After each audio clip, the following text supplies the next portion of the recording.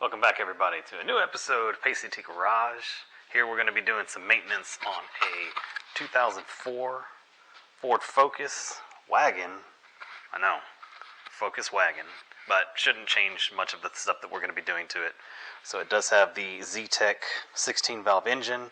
What we're going to be doing is working on replacing our coil pack, also checking some of the connections, checking the spark plug wires, checking to make sure that the spark plug gap is good.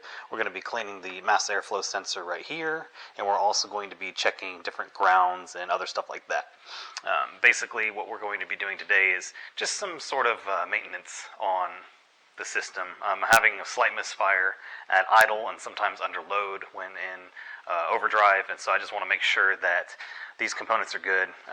I've already replaced the plug wires and the spark plugs at a certain point, but we're going to go ahead and double check the gap, make sure that there's no sort of saturation from oil or fuel inside the cylinders as well, because that can also cause misfire. So we're going to be doing that.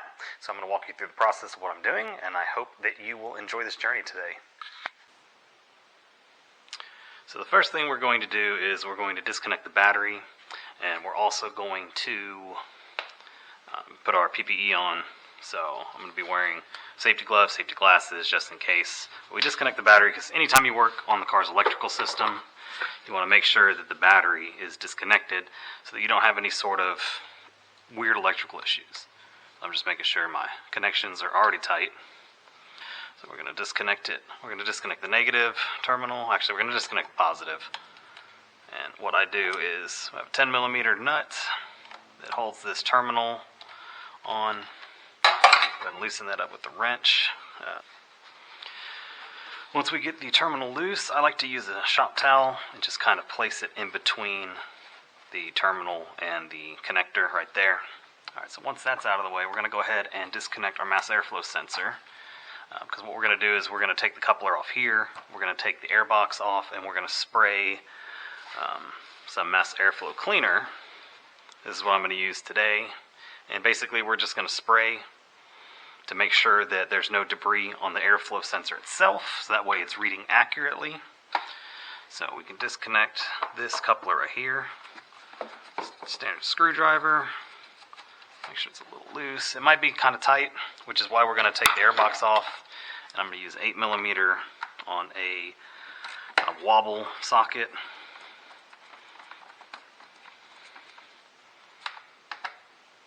There's 4 bolts on this air box. So there's 2, and then there's 2 back here. And 1 more here. Kind of hard to see back there without a light directly on it. Alright, so once that is loose, we can pull our air box off, and then we can wiggle it away from this hose. Now this hose might be a little tight because if it's been stuck on the vehicle for a while, it might be tight. Plus it's got a lip on the end of this mass airflow sensor. So this is the sensor right here. So what we're going to do is actually disconnect these torque bolts to remove it from the air box. So I believe we're going to try 27. Might be a little too big. Okay, 27 looks perfect. Alright, so we are going to move this. We also need these there's torque bolts down there as well. Those might be a 30. So we're going to put this up here. We're going to get our 3/8 ratchet. We're going to drop our sockets.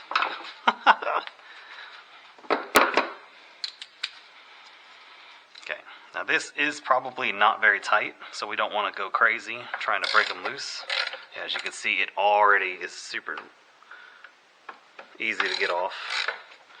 So once we got that, I'm going to go ahead and disconnect the ratchet and just hand thread them out. Make sure that our bolts do not get lost. Okay, as that should just pull out. It's probably got a little bit of a gasket. Yeah, it's got an O-ring. So go ahead and wipe that down just to make sure there's no debris on it. Don't need to really lubricate it. So inside here, right above my finger, you can see the filament that needs cleaning. So we're going to go ahead and clean that. And we'll go ahead and spray this a little bit, because this cleaner is safe for electronics, as you can see right here, safe for delicate, hot wire, hot plate, plastic. That's why we want a specific mass airflow cleaner, not brake clean, because brake clean is not necessarily safe on a lot of electronics. We're going to go ahead and pop this off.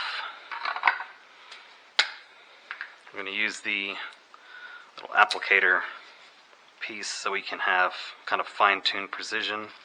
There we go. Put that in there. Now what we're going to do is we're going to just spray a little bit.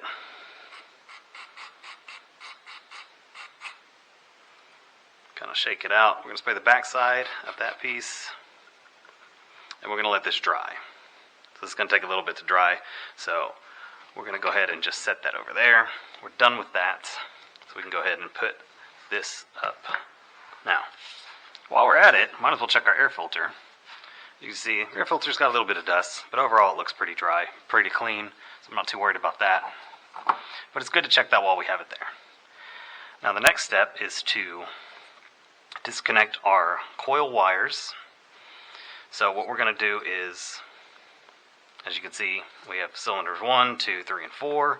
On a front-wheel drive engine, the number 1 cylinder is always the one that's facing the front of the timing cover. And then it goes, in order 2, 3, 4. Same with like inline 6 or something like that. On a V engine, it's going to depend on, most of the time it's going to be your right bank, 1 cylinder, and then it'll just alternate. But it's not always the case. But on an inline engine, the first cylinder is almost always the one that's closest to your timing cover. Alright, so now that we've got that out of the way, we're going to go ahead and pull our wires off. They should just snap right up. Now, oh, that one's a little tight. Come on. There we go. And we'll just lay these over to the side. We got a throttle cable in the way, but we can work around that. So there's the connector down here. It's going to be a spring type connector. You push up from the bottom, you pull forward. So as you can see, as you push, it releases the catches. So now we have Torx. I'm going to check to see if they're 27. They may be a 30. It's not common to have 27, but that's pretty tight. So we're going to go ahead and go with the 27 so we don't strip them. I'm going to go ahead and break them loose again. Break them loose with the ratchet, but then we're going to spin them free by hand. All right, one more. Okay, so that's that. I'm going to go ahead and shine a light. So these are the 4 bolts. 1, 2, 3, and 4. So now I'm going to go ahead and take them loose. We'll get a light on there. A little bit easier view. So once they spin and they start to wobble, this is a little magnetized, the tip, so you can just pull them straight out. I'm going to put the bolts down here. If not, having a magnetic tool is very helpful. Because you don't want to drop any bolts down into your engine bay and try to fish them out later. It's better to just keep them secure as you're removing and installing.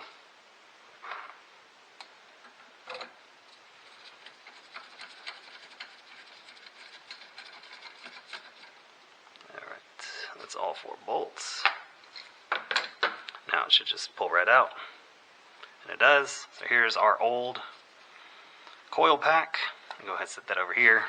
Have a new one over here in a box. So go ahead and get this open.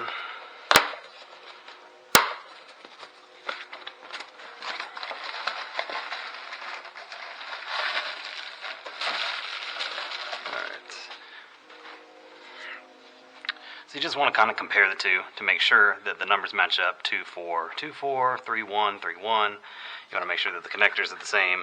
I mean, this is an OEM Motorcraft part, so it should be the same, but never hurts to help, or never hurts to double check, just in case. So what we're going to do, since that's a little dirty, I'm going to go ahead and wipe it down, just so that I know that there's not going to be any sort of issues getting it seated onto its perch.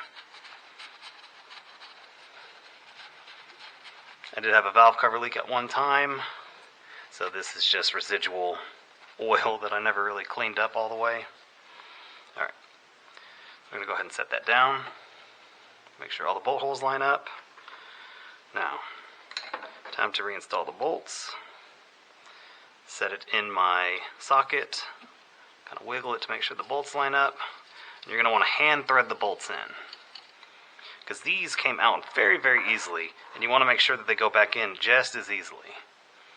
So I like to do the corners first, and that kind of lines up the whole process a little bit. But I never tighten a bolt down until all 4 bolts are installed. So, third bolt, and fourth bolt.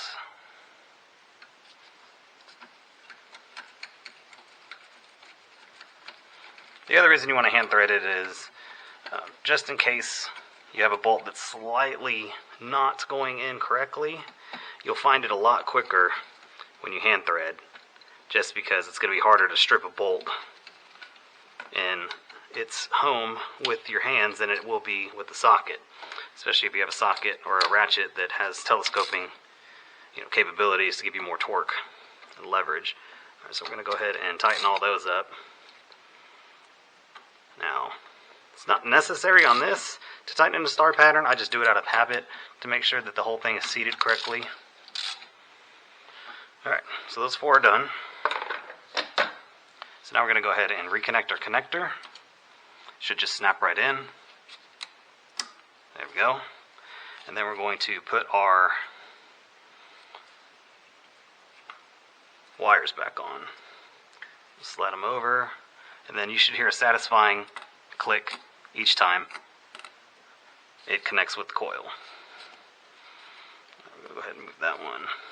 Alright, so now that the coil pack is reinstalled, we are done with that operation. I'm going to go ahead and put our old one up. Just put it back in the box it was in. I'm going to check on our mass airflow sensor. Looks like it is dry. Should dry pretty quickly. So if that's the case, we're going to go ahead and reinstall it into the air box. Should just slide right in. We're going to take our 2 bolts, set them into their respective homes. Again, it's very safe practice to go ahead and hand start the thread, so that you make sure, especially when it's in a plastic housing, you don't want to crack the housing, because it doesn't take much, believe me.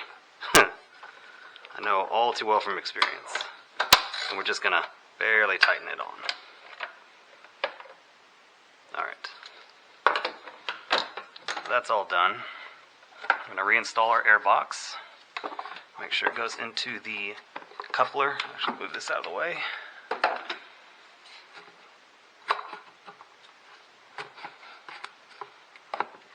Alright.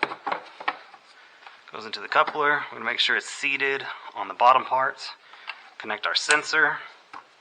And then we're going to go ahead and tighten up. Where's my coupler right here. Alternatively, you could use a socket. I just happen to have a screwdriver with me, so, and it doesn't have to be crazy tight. Not a whole lot of pressure on a naturally aspirated engine. Alright, now we're going to tighten our airbox bolts down, and again, these also don't require too much, so once you feel it kind of catch, you can squeeze a little bit extra torque on it, but it is not necessary. There's the back one. And then we're going to do the front and then the opposite back.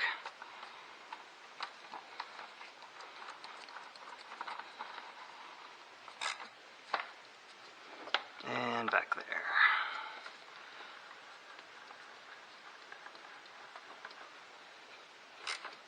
Okay. We're done installing everything. The next part we're going to do is go ahead and take off the 4 the 4 spark plug wires from the holes. They should have some resistance coming out. And again, we're going to lay these over. We're going to check the boots, make sure there's no cuts or tears. Let me see. Inside you can see a metal prong, and that's what actually attaches to the top of the spark plug. And basically we're just making sure that those are not damaged, that there's no sort of obvious signs of wear or tear. Like I said, these I've replaced already, so they should look pretty good. But just want to double check. Stuff does fail. Alright, now we want our spark plug removal tool. And spark plug removal tool usually has a little rubber piece on the inside just to make sure that it kind of grabs onto the spark plug when you're pulling it out of the hole. What I like to do is I get a 5/8 socket like this that doesn't have the tool or the rubber inside, so that I can reinstall the spark plug itself. So we're going to go ahead and remove our first spark plug. Once they're broken loose, a lot of times they can be hand threaded out. So what we're going to want to check, you can see the electrode. It's going to have two tips, one at the top and one at the bottom that's platinum coated. And these are Ford plugs, so they're going to be dual platinum. I want to check to make sure that there's no sort of oil saturation on it. I want to make sure that there's nothing broken, nothing looks like it's, bad. And then you also want to smell it a little bit. And what you're smelling for is fuel, because the fuel will burn off, but it'll still have a smell. Now the other thing I want to check is its gap. Now thankfully on my car, it says spark plug gap 1.25 to 1.35 millimeters, no other adjustment needed. So, I'm going to grab my handy dandy spark plug tool, I got it AutoZone, flip it over to the millimeter side, and what we're looking for is between this 1.2 and 1.4. I'm going to slide in on the smaller side, and I'm just going to go until it touches. So it looks like it's about 1.25, so that's good. It's a little bit more than 1.25, which is fine because our gap is 1.25, 1.35. So this one looks good. So we'll go ahead and remove it. You can see that rubber really wants to come off with it. Get that back in there. Drop it back in its hole. And then I'm going to torque it back down.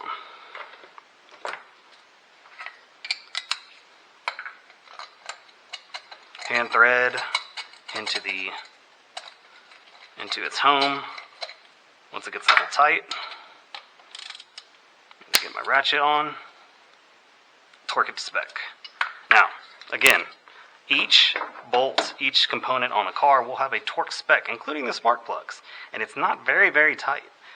I believe a lot of times it's actually measured in inch pounds or newton meters as opposed to foot pounds like you would find on a torque spec for a vehicle wheel or something. So you want to make sure that you don't over torque it because you can break it off inside there. Alright, so that being said, I'm going to go ahead and repeat the same process with plugs 2, 3, and 4.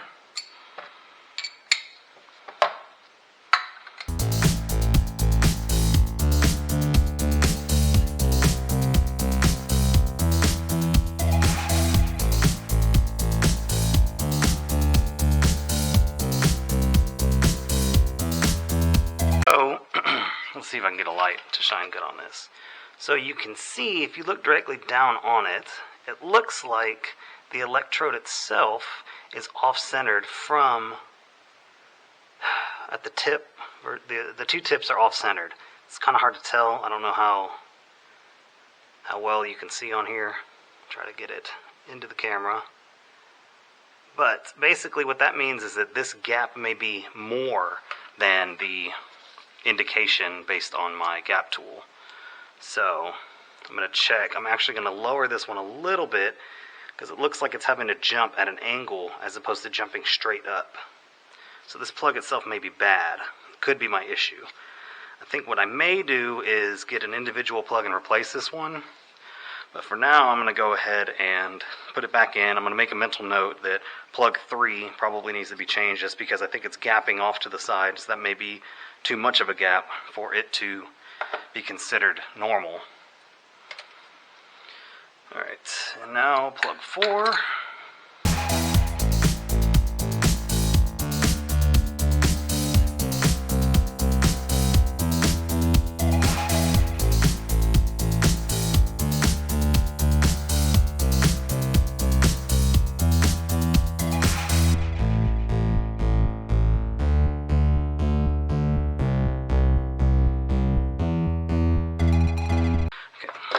Now that those are back into their home, we're going to go ahead and lay our coil wires back over. And they should be pretty easy to tell which one goes where. We're going to set them in place. Make sure that we hear a satisfying click.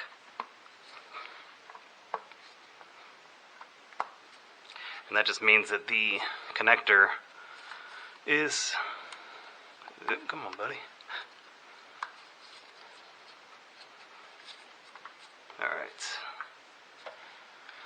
Alright, so those are all back. Now that we're done with everything under the engine, we're going to go ahead and reinstall our battery cable. So we'll kind of pull our rag out, set it back, make sure that it is tightly down. Grab our wrench, go ahead and tighten that back up.